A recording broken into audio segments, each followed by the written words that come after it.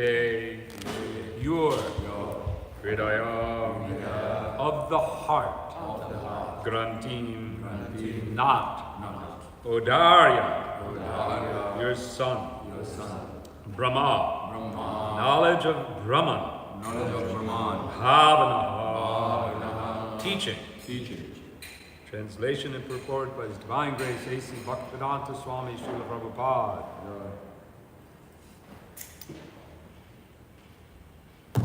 This was not on. That may be why there was no sound.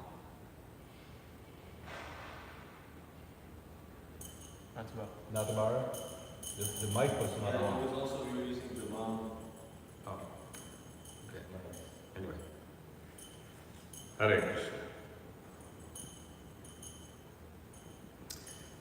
The personality of Godhead, being worshipped by you, will spread my name and fame. He will vanquish the knot of your heart by becoming your son and teaching knowledge of Brahman. Purport.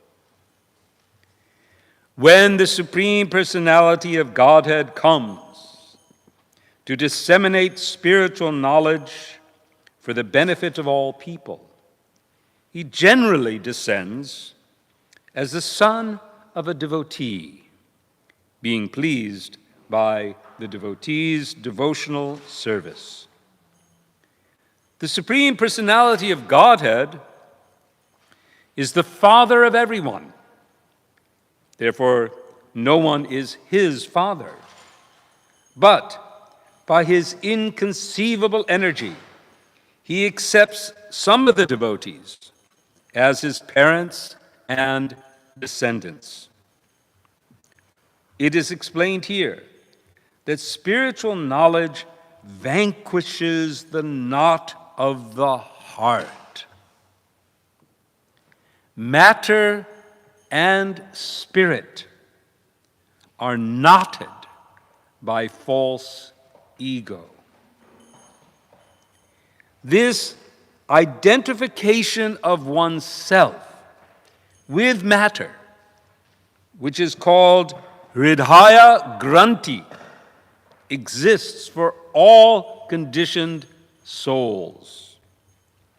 And it becomes more and more tightened when there's too much affection for sex life. The explanation was given by Lord Rishabh to his sons that this material world is an atmosphere of attraction between male and female. That attraction takes the shape of a knot in the heart. And by material affection, it becomes still more tight. For people who hanker after material possessions, society, friendship, and love, this knot of affection becomes very strong. It is only by Brahma Bhavana, the instruction by which spiritual knowledge is enhanced, that the knot in the heart is cut to pieces. No material weapon is needed to cut this knot, but it requires bona fide spiritual instruction. Kardama Muni instructed his wife Devahuti that the Lord would appear as her son and disseminate spiritual knowledge to cut the knot of material identification. Om Agyanatamarandasya Gyananjana Shalkaya Chakshumilitam Jena Tasmai Shri Guruve Namaha Shri Chaitanya Manavishtam Stapidam Jena Bhutale Swayambhupa Karamayam Tatati Swapadantikam Kam Karoti Vachalam Bhagavadaya kripatamaham ande Shri Guru Natarinam Armananda Mahadvam Shri Chaitanya.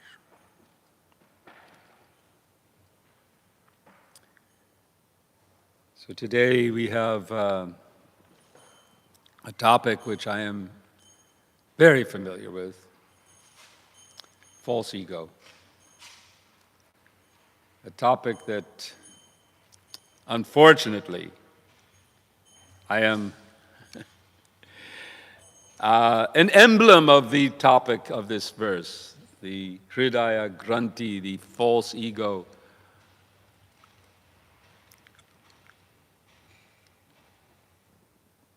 False ego here, Prabhupada, I was thinking that perhaps one of the most significant statements here, bringing it all together, you could say. Matter and spirit are knotted by false ego. So, spirit, you, me, all of us. The fact is, although we are not aware of it, we are spirit. We are spiritual beings. We didn't know this. I didn't know it. Had a sense of it, perhaps, that I'm not my body, but actually, who am I? I still, even those who have some sense of difference, oh yes, I can see, I'm not my body, but who am I? Oh, well, I'm me. I'm this person. And what is that person? It's the construction of the mind. So generally speaking, even those who have some sense of being spiritual, their sense of being spiritual resides within their mental field.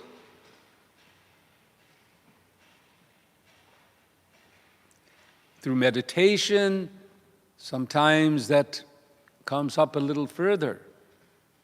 And people begin to perceive themselves as something transcendent to the mind and to the body.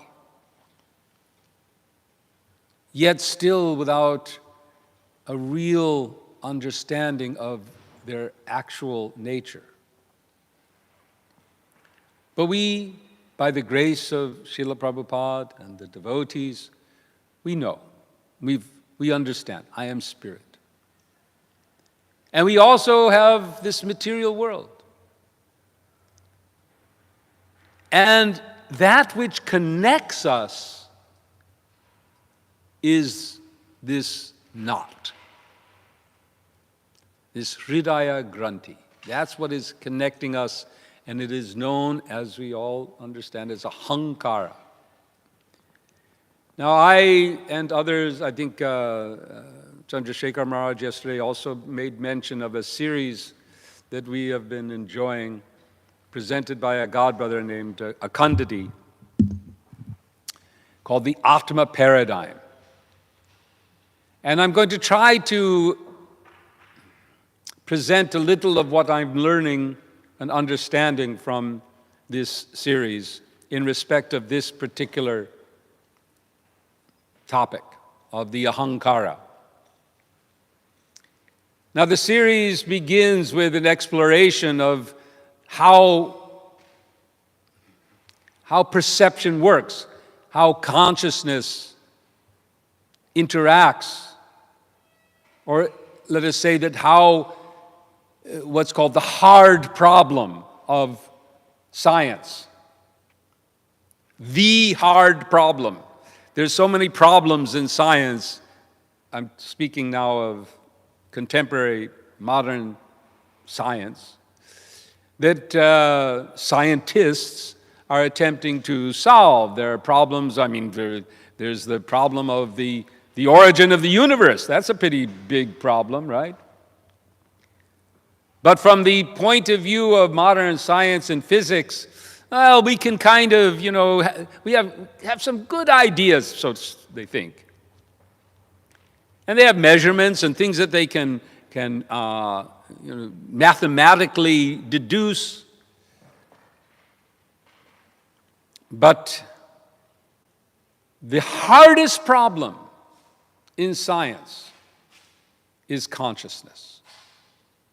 And what is the problem in consciousness? The problem is how to explain that we conscious beings perceive forms, this colors, shapes, sounds. All of these things have a name in the study of consciousness called qualia. And if you get into this, you'll hear more about it. Maybe some of you know what is qualia? No. He begins in his series. I'm going to talk about do you know what is qualia? And then he ends the session, the next session. Of course, I don't know. So qualia is a general term to describe what we perceive, the qualities of things, the redness, the freshness, the cool, the hot, the light, the dark, everything that we perceive consciously. How does that happen? How does that happen? How does the senses, how do the senses and the brain and the neurological functions that are going on in this organ up here, how does all of that, which we can study and we can see, you can look and measure and say, okay, light is coming in, and that's not such a hard problem to see how the activities of this world become signals in the neural system, and how those group together and things happen and everything goes on in this brain of neurons firing and chemicals and so on. This we can study, and this we can perhaps dissect and describe and so on. But how does all of that produce a picture in our consciousness? How does that happen? Light bounces off an object and it comes through, and it's got various digradations of spectrums of wavelengths, and it hits the eyeball, and there's various things that cones, and I don't. You're probably, any of you biologists? Yeah. Anyway, there's so much biology that's going on, and then that translates into optic nerves, and the optic nerves fire things, and the amount of information that's coming through all of this central apparatus and coming into the brain and processed is actually just an outline of what's actually out there.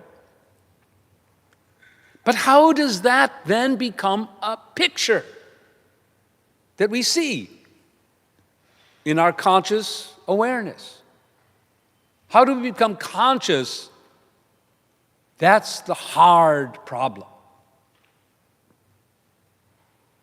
How does that happen? So we're going to be moving in. Kapila Dev is going to be teaching us Sankhya. And Sankhya is the explanation of how all this happens, because it analyzes and divides up and gives us a picture of what's going on that modern science cannot. To begin with, consciousness is not a material function. It is me. I am conscious. I'm a Atma. And Khandadi defines Atma as a quantum, an individual quantum of consciousness. That's me. I am an individual quantum, a quantity, a particle, you could say, of conscious awareness. At present, my field of conscious awareness, which is what Sankhya will lay out and describe, the field that I am aware of is totally material. It begins with the world. It begins with the physical world, which then enters into my connection through sensual connectivity. But he is, Akandadi proposes, and this I'm still learning a bit about, there's more. And Sankhya tells us that there's more in the physical world than what science describes as elemental. Particles and energy. Sankhya describes a whole other layer of information regarding the elements of and the things of this world. That information manifests as sensual information like taste and color and smell and so on. Spatial information. There's all kinds of information associated with the elements of this world, the things of this world. And that information can be accessed by the mind.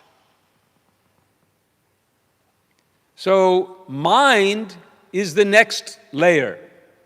There is the physical world, the elemental world, which Sankhya will be describing as earth, air, fire, water.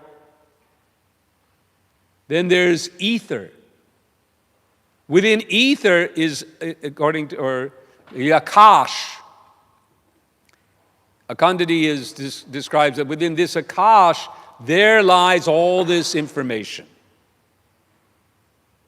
So this physical sphere can be accessed by mind. So all of this comes in to what he describes. I was thinking I could put up the picture here, but I can't right now. Anyway, called the pool of the mind. I don't know, could I? I don't have the connections and stuff here, but well, anyway, I think it might take too long. This is. Just plug it in and we'll. Oh.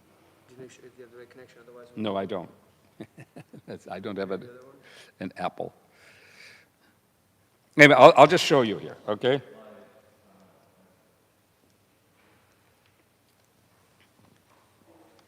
Here's the picture, all right?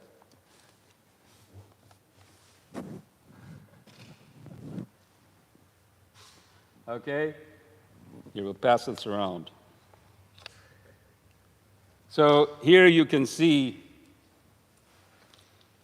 physically observable properties, proto-physical information, then the pool of the mind, and then the intelligence, or buddhi, which is the gatekeeper.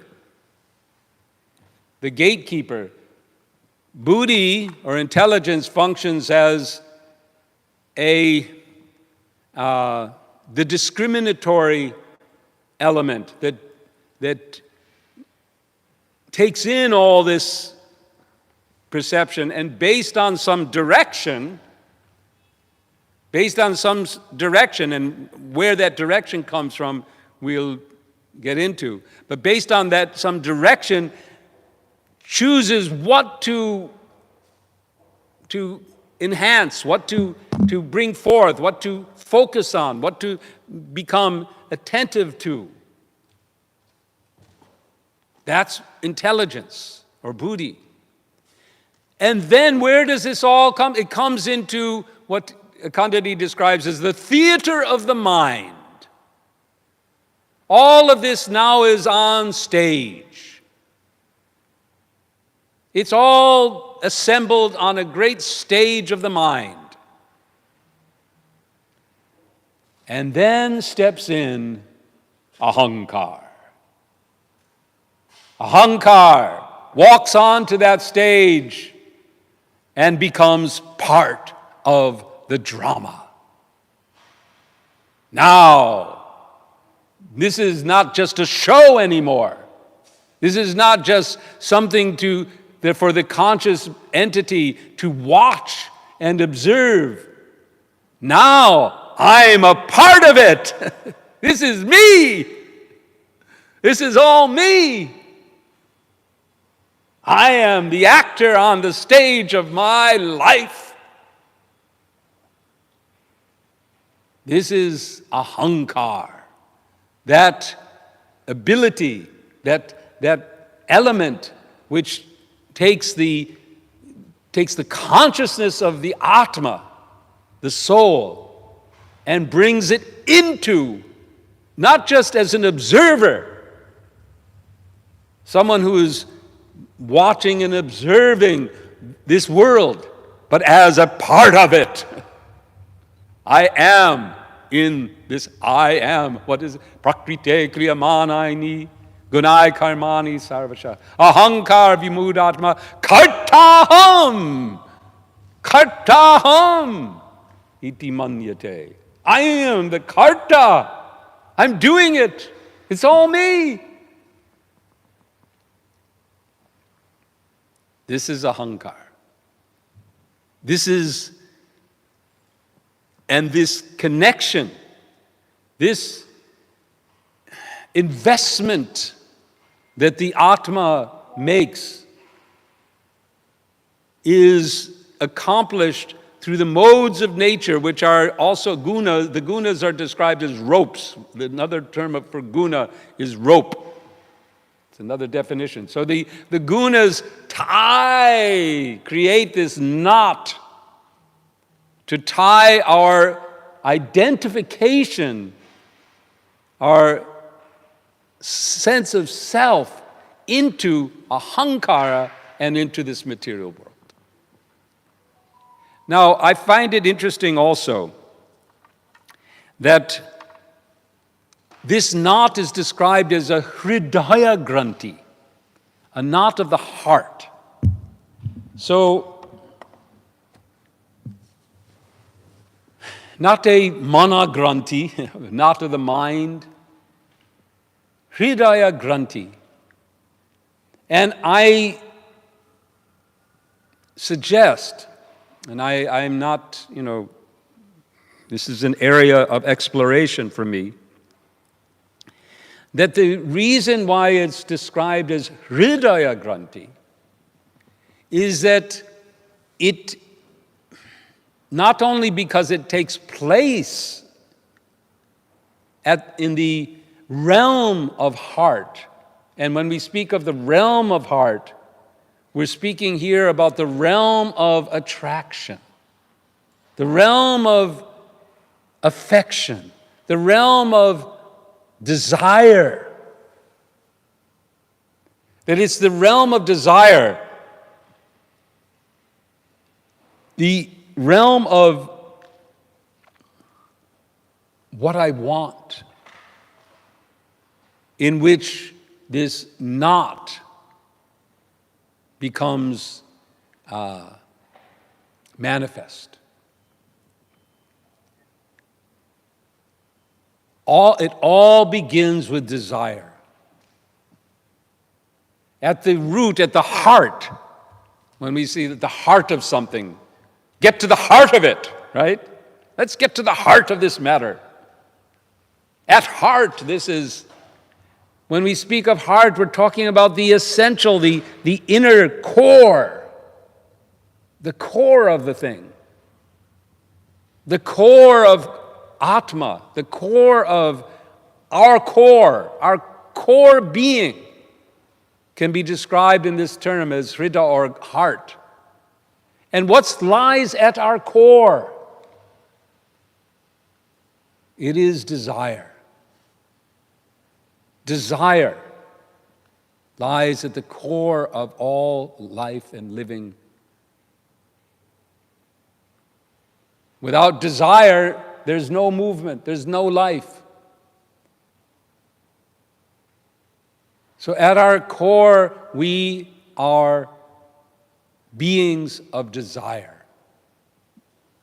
Now, when that desire is turned towards the material world and the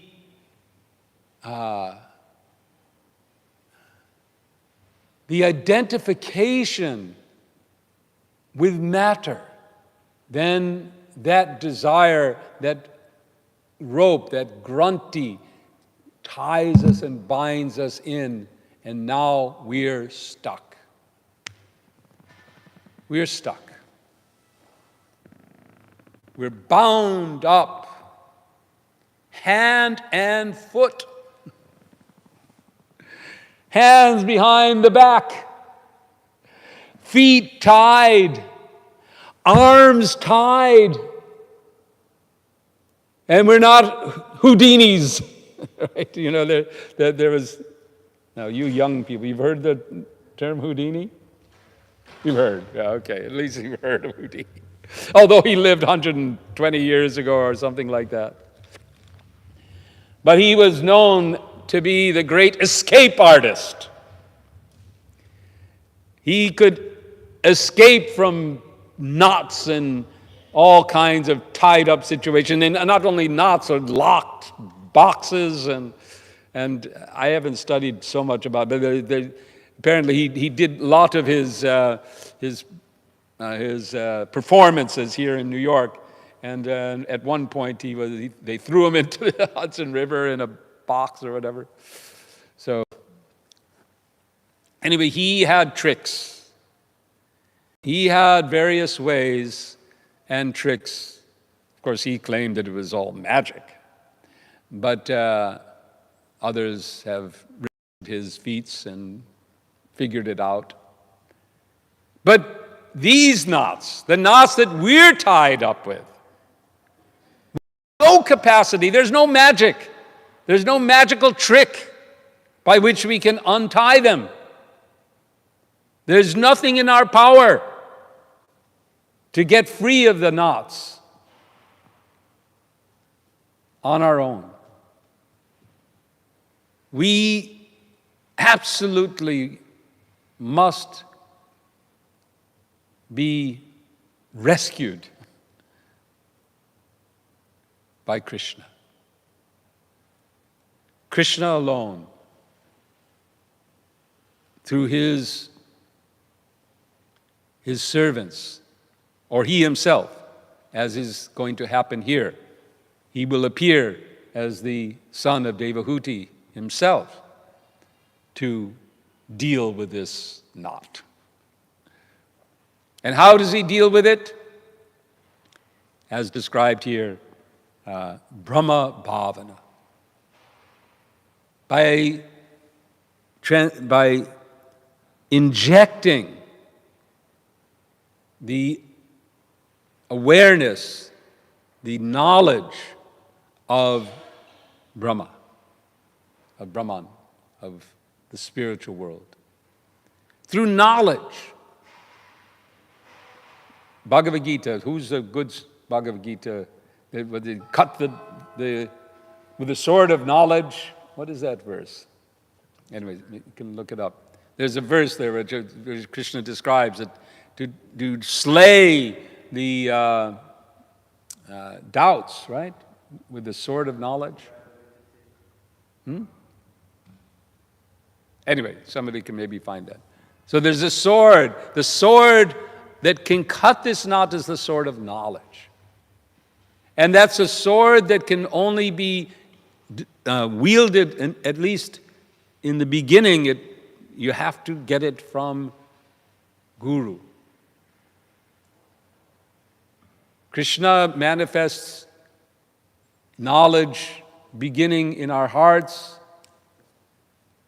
and leads us to that one or others, many, who have the knowledge, who have this sword and can begin to cut away.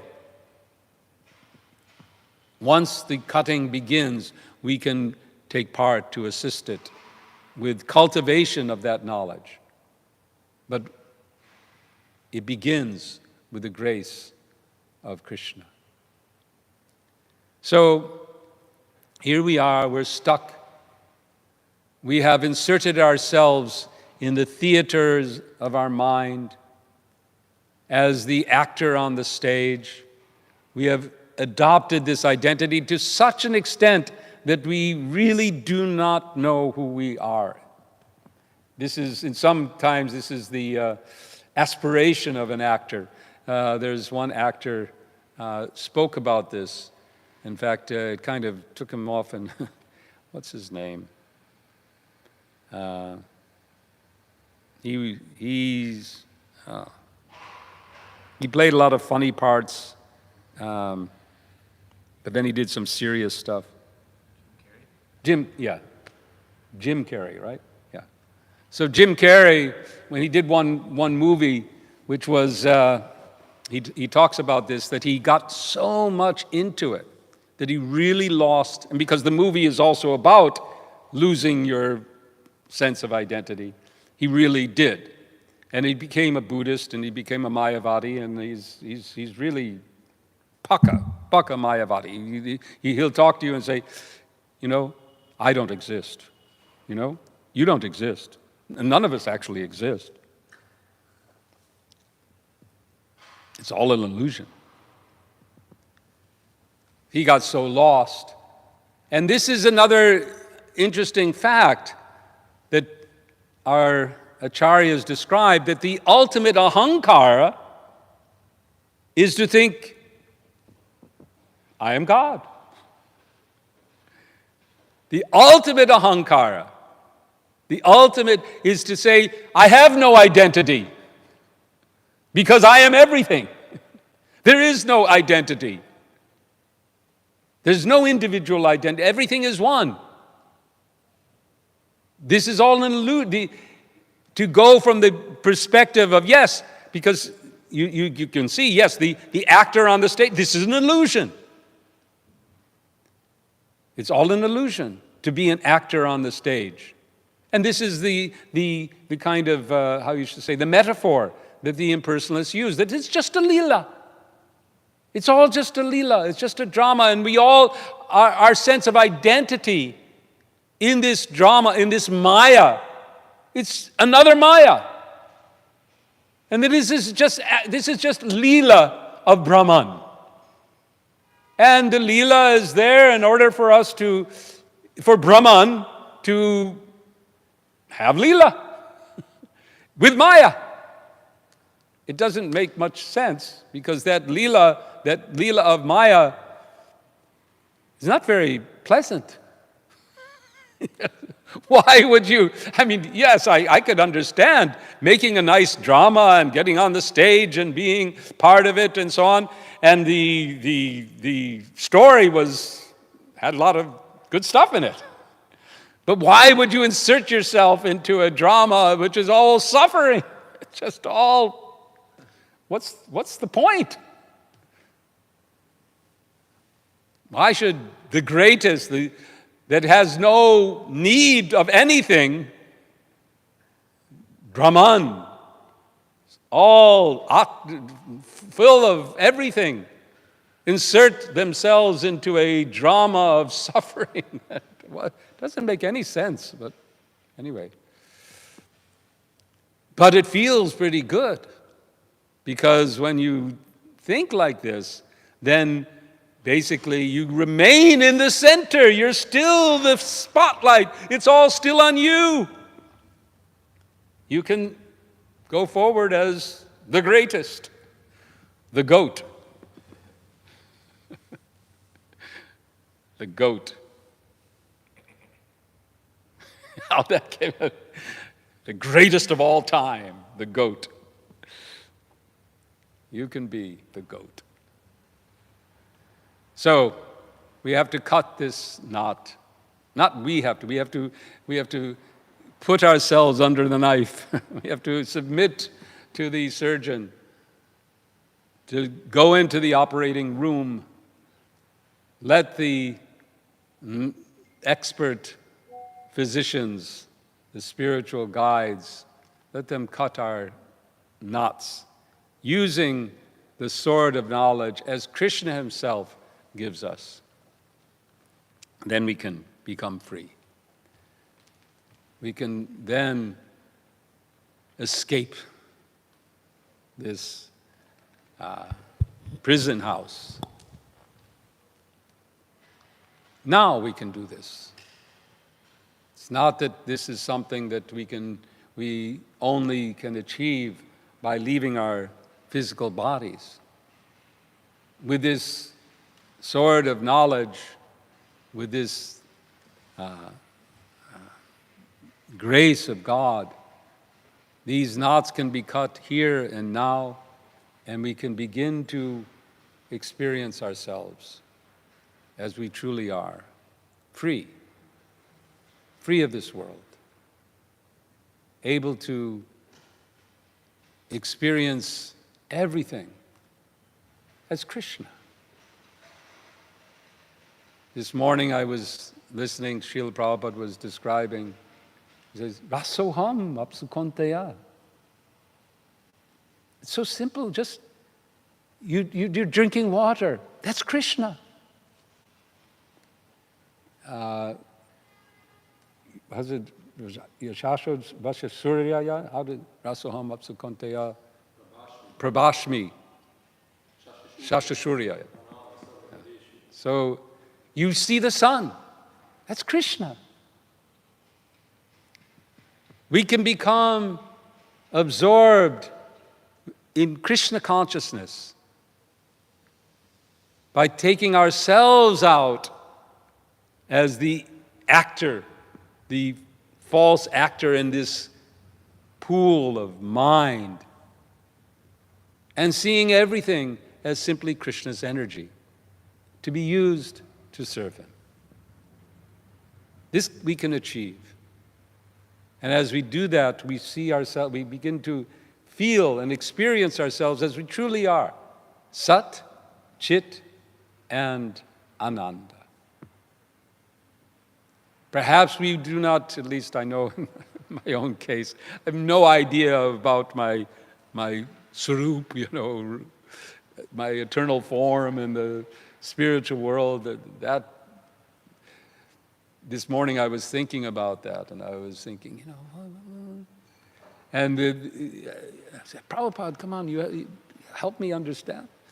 And I heard sort of in my mind, first deserve, then desire.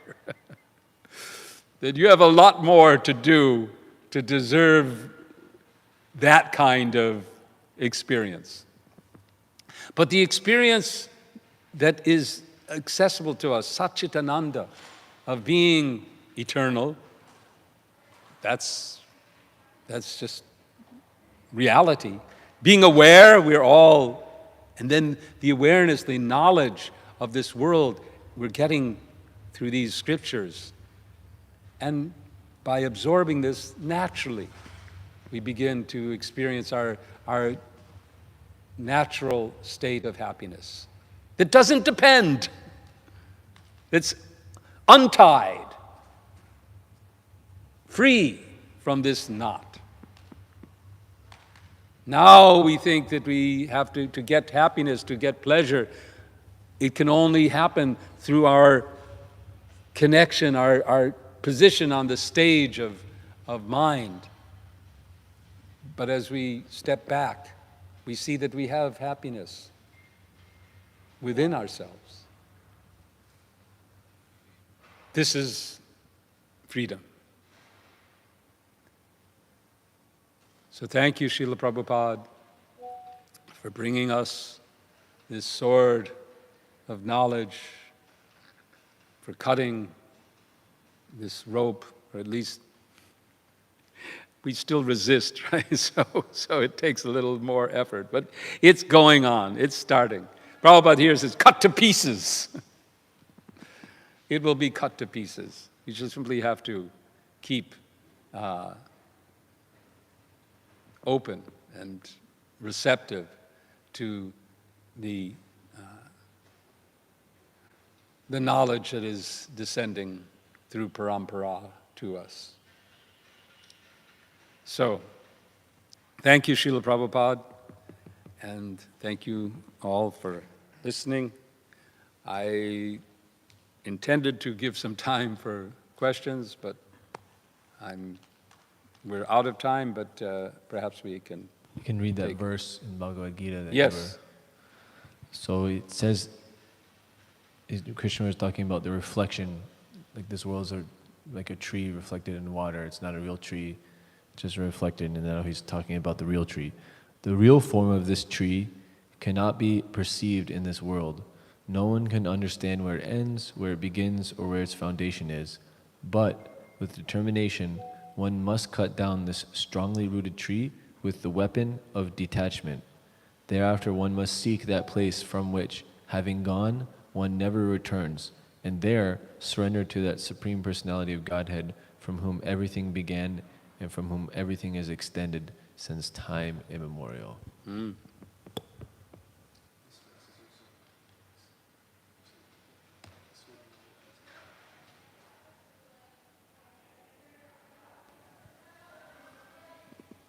And another one. 42. What Yes, so translation is detachment arises out of knowledge. Yeah, therefore the doubts which have arisen in your heart out of ignorance should be slashed by the weapon of knowledge. Armed with yoga, O Bharat, stand and fight. Stand and fight. Stand and fight. We've declared war on Maya. So we have to stand and fight. Thank you. There's no time for questions, so we will take your permission and end here. Hare Krishna, Jai Srila Prabhupada. Hare Krishna. And thank you, Akandadi. I hope I did a good job.